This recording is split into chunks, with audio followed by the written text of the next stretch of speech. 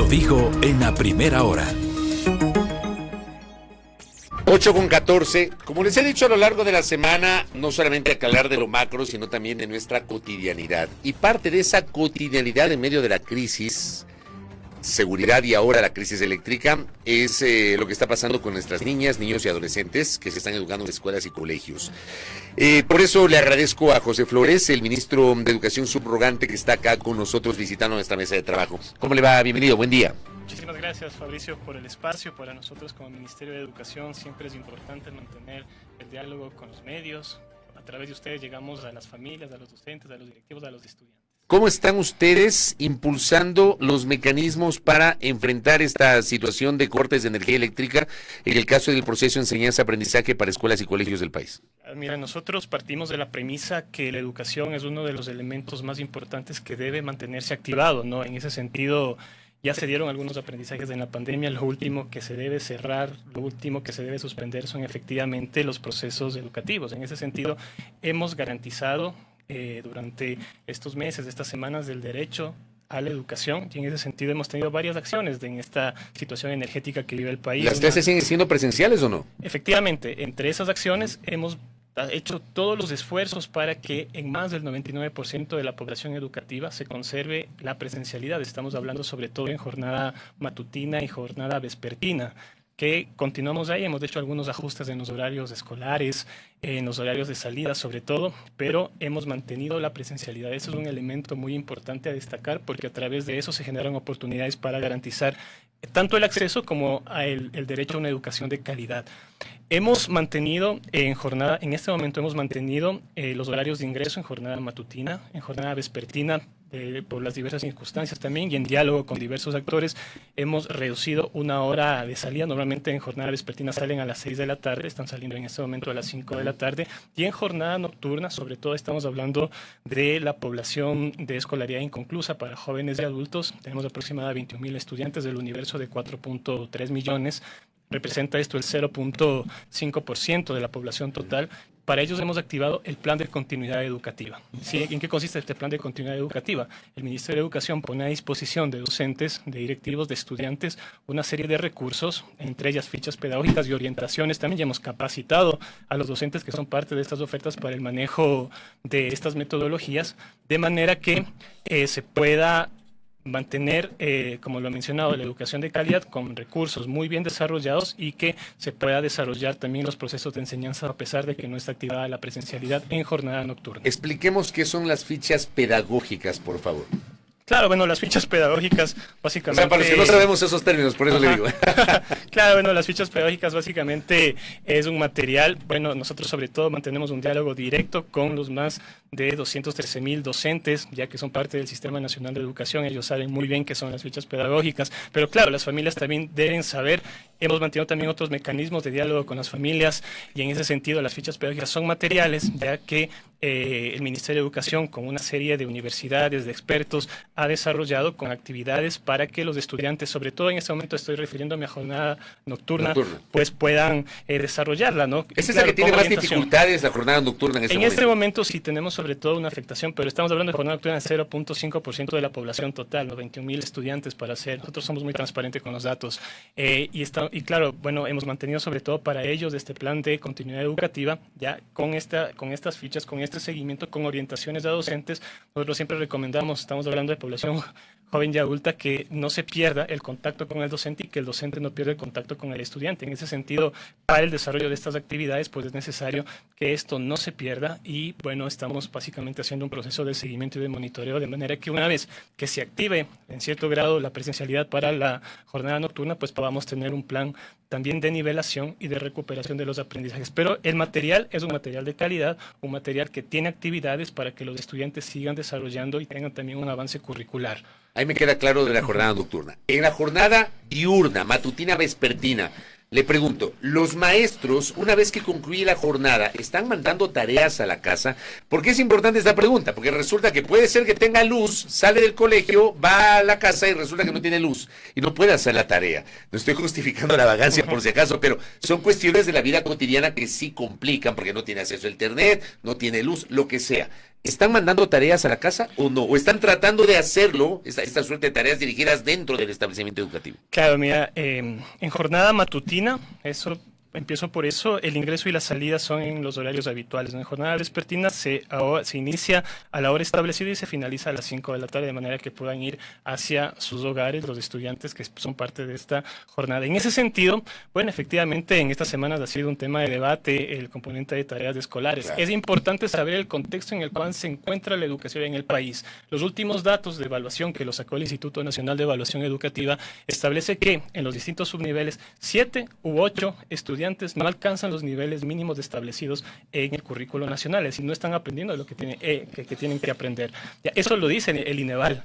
En ese sentido, ese es el contexto en el cual nos encontramos. En ese sentido, las decisiones que se toman respecto a tareas, respecto a las directrices que se van a desarrollar en aula, deben ser los más técnicas, los más fundamentadas, porque en educación no podemos improvisar.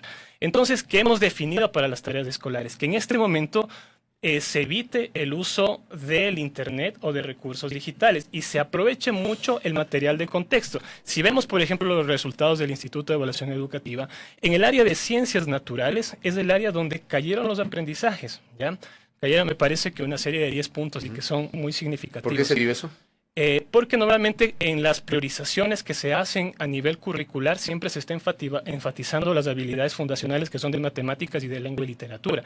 Pero claro, cuando vemos de ciencias naturales, estamos hablando de habilidades ya concretas, de poner en práctica esas habilidades fundacionales, de poner en práctica para resolver problemas. Estamos hablando ahí de habilidades respecto a pensamiento científico o resolución de problemas como tal ya en el contexto. Y claro, el área de ciencias naturales maneja eso. Entonces, ¿qué estamos recomendando? Basando en toda esta información, que el material que se utilice para tareas escolares pues, sean efectivamente elementos de contexto y también para el desarrollo de clases durante la jornada escolar, no sean elementos que estén cercanos, de manera que, por ejemplo, había una discusión respecto a metacognición durante estas semanas. ¿Ya? Sí, yo le iba a preguntar a usted qué significa metacognición, oiga, claro. Me hablan en esos términos técnicos, digo, no tengo idea, así que está bien que nos explique. Claro, mira, por ejemplo, cuando hablamos de metacognición, es un elemento que, claro, tiene que ver con la reflexión que hace cada persona, ¿no? De ser consciente de los aspectos, ser consciente en el ambiente donde se encuentra, ¿no? Por ejemplo, ahí estamos utilizando estos elementos como de preguntas, de que a nivel de escuela se pueda, o sea, son elementos tan sencillos que estamos igual el día de hoy vamos a enviar una guía más completa a los docentes y que puedan orientar de mejor forma a las familias, pero son preguntas tan sencillas ya que, por ejemplo, decimos, bueno, ¿qué aprendiste hoy? 3 cosas que aprendiste hoy, 3 cosas que quieres aprender mañana. Esos elementos para ser consciente en el proceso de enseñanza son importantes, que se deben mantener en las escuelas, pero que asimismo se deben mantener en los hogares, ¿no? Porque hay un tema de corresponsabilidad muy importante dentro de las familias y que es un elemento que puede estar también siendo muy diferenciador en el contexto actual que nos encontramos. Entonces, cuando hablamos de metacognición estamos hablando de preguntas para reflexionar y también de otros elementos súper concretos. Son elementos que cuando hablamos de metacognición fueron como comunicados que se enviaron sobre todo a docentes. Ellos saben muy bien que la metacognición, pero también tenemos otros medios de comunicación para familias y para estudiantes donde se va haciendo más. No necesariamente los padres o los estudiantes no saben lo que es metacognición. Efectivamente, los estudiantes de las familias tal vez no saben, pero los docentes sí lo saben, ¿no? Y en ese sentido era un material enviado para ellos de manera que puedan propiciar y aterrizar dentro de los entornos de aprendizaje o las aulas y también dentro de las tareas escolares. Ahora, lo que sí hemos mencionado de las tareas escolares que sean cortas, ¿no? Porque, eso le iba a preguntar, me leyó la mente, porque le iba a preguntar si tal vez, o sea, voy a ponerle el caso hipotético, el profesor de matemáticas no le puede mandar 100 ejercicios del álgebra de Baldor al estudiante para hacer de un día para otro. Le estoy planteando este ejemplo hipotético. Eso no. Claro, no, efectivamente. No hay ahí, Fabricio, nosotros apelamos a la profesionalidad de nuestros docentes.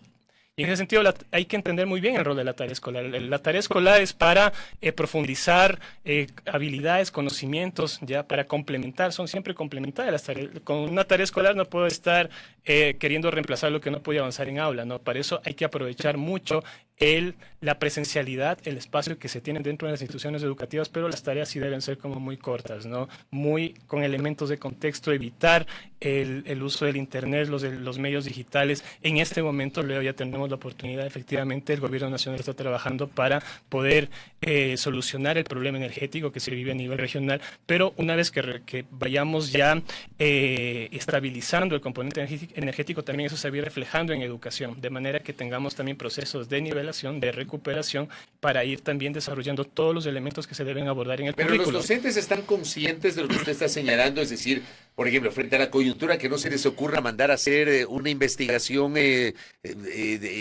tiene que necesariamente googlear, ir al internet, qué sé yo. ¿Están conscientes los maestros? Capacitados, advertidos, etcétera. Claro, efectivamente hemos sacado diversos comunicados, estamos también en procesos de diálogo continuo. El día lunes tuvimos, por ejemplo, un diálogo respecto a tareas escolares donde se enfatizaba estos elementos que estoy comentando el día de hoy, que básicamente la tarea escolar complementa un aprendizaje que estoy desarrollándolo dentro de la planificación curricular, ¿no? Y bueno, también aquí hacemos un llamado a los docentes para que podamos también sensibilizarnos y sobre todo mantener el rol técnico que tiene la tarea escolar, que es profundizar lo que se viene desarrollando dentro de los procesos de enseñanza. No es para desarrollar un nuevo conocimiento, para eso está el docente, para eso está el espacio de clase o de enseñanza. ¿Se tomó alguna decisión, saliéndonos un poquito del tema de la emergencia de la crisis eléctrica, pero se ha tomado alguna decisión respecto del uso de teléfonos celulares en escuelas y colegios, ministro subrogante? No, claro, mira, nosotros estamos en este momento desarrollando un relevamiento de información, un levantamiento, porque una de las líneas de trabajo de la señora ministra Alegría Crespo es efectivamente hacer las decisiones basadas en evidencia. No que solo eso va a evitar que repitamos los errores que siempre se ha generado en política educativa aquí en el país y a nivel de América Latina también. Hay que usar la evidencia y en ese sentido hemos hecho ya un levantamiento de información. Tengo aquí algunas encuestas que se aplicaron a los docentes, y a los docentes, a familias y estudiantes, ya donde vamos encontrando elementos también muy interesantes, ¿no? Por ejemplo, las familias quieren darles celulares, pero las familias también saben que hay un componente distractor que está evitando el aprendizaje de sus hijos, pero aún así no se están arrepintiendo de haberle entregado un dispositivo móvil, ¿no? Entonces hay esas contradicciones que a veces encontramos en la utilización de dispositivos y claro, ¿cuál viene aquí a ser el rol de la institución educativa y del Ministerio de Educación como ente rector? Es justamente motivar que se dé un uso pedagógico, que los docentes sepan utilizar para el desarrollo del abordaje curricular o de los aprendizajes que se deben desarrollar. Entonces vamos a ir desarrollando basados en evidencia, como le menciono, aquí tengo como algunos datos de las encuestas que estamos desarrollando, pero vamos a ir sobre todo tomando las decisiones para los grados o los subniveles de los más pequeños. Ahí tenemos la evidencia que establece que el uso indiscriminado de la tecnología, sobre todo en edades tempranas, evita o genera problemas en el desarrollo, sobre todo de habilidades tan importantes como la comprensión lectora, la concentración. Entonces, estamos ahorita revisando ese material, esa evidencia, dialogando con la comunidad educativa, haciendo grupos focales, haciendo medios de consulta también. Ministro subrogante, ¿qué pasa con los procesos para llenar vacantes a nivel de el magisterio, es decir, de los maestros, cuanto a nivel de directivos de los establecimientos educativos? ¿Cómo están estos procesos? Claro, mira, con la gestión de la ministra Alegría Crespo ha sido realmente uno de los elementos, el tema de revalorización docente, la revalorización de todos los profesionales educativos ha sido uno de los elementos claves que hemos estado trabajando. Hemos desarrollado 2 procesos y en tiempo récord, ¿no? En menos de 6 meses hemos lanzado 2 concursos de méritos y oposición para docentes. El día de ayer estamos entregando ya los nombramientos definitivos, ya los docentes del primer concurso se están incorporando a las instituciones educativas desde el 1 de noviembre. Estamos ayer y estamos entregando acá en Zona 9 y a nivel nacional los distintos nombramientos. Asimismo, desarrollamos un proceso de contratación para más profesionales de los departamentos de consejería estudiantil, que esto es un hito, porque el último proceso que se desarrolló de contratación de los profesionales de los psicólogos se hizo en el 2018. Ya hemos pasado normalmente aumentando la brecha de profesionales, y eso ningún gobierno anterior se dio, no sé si no se dio cuenta, seguro se dieron cuenta, pero no hubo acciones realmente fuertes para romper este aumento de brecha de los profesionales de los departamentos de consejería estudiantil, más aún sabiendo que necesitamos más formación socioemocional, que ahí están los psicólogos de los departamentos. ¿Eso es los que llamábamos orientadores vocacionales en su momento? Tiene un rol de los psicólogos. De los psicólogos, estamos hablando de los psicólogos, claro, pero ahí está la contención socioemocional, la activación en protocolos para atender situaciones de violencia en las instituciones educativas. Entonces, hemos hecho una contratación significativa ya, y de esa forma cambiamos el comportamiento histórico que se estaba dando con el aumento de brecha de los profesionales, y hemos incorporado ya desde el mes de noviembre, estaremos incorporando más profesionales de los departamentos de consejería estudiantil. Y aquí le vamos a dar también una nota muy importante, Fabricio.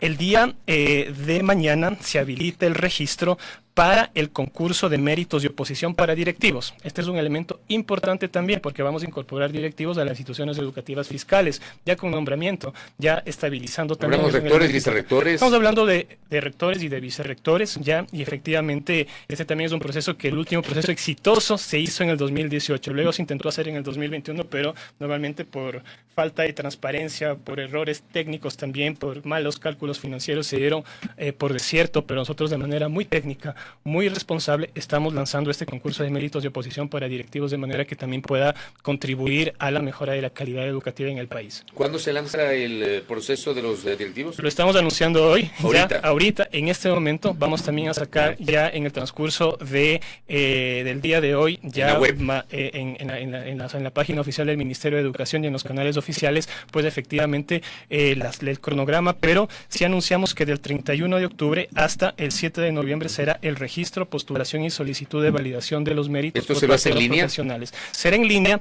en la página de educación.gov.es pueden encontrar toda la información ya, pero por ejemplo hay unos requisitos, ¿no? Por ejemplo, tener título profesional de tercer o cuarto nivel en el campo de la educación, acreditar por lo menos 10 años como docente en el sector público acumulados en cualquier modalidad contractual, haber aprobado las evaluaciones que lo hizo en su momento el Instituto de Evaluación Educativa, dominar un idioma ancestral en el caso de las instituciones interculturales bilingües, y bueno, certificar que no se encuentran en curso en ninguna prohibición para ejercer un cargo público. Eso también son elementos que los interesados o los aspirantes pues deben ir subiéndolo en la página y en el sistema que estamos habilitando desde el día de mañana para el registro para el concurso de méritos de oposición para directivos. Correcto. Gracias por el tiempo y por la gentileza. Creo que ha sido muy provechosa esta entrevista con bastante información en el ámbito educativo. Muy gentil.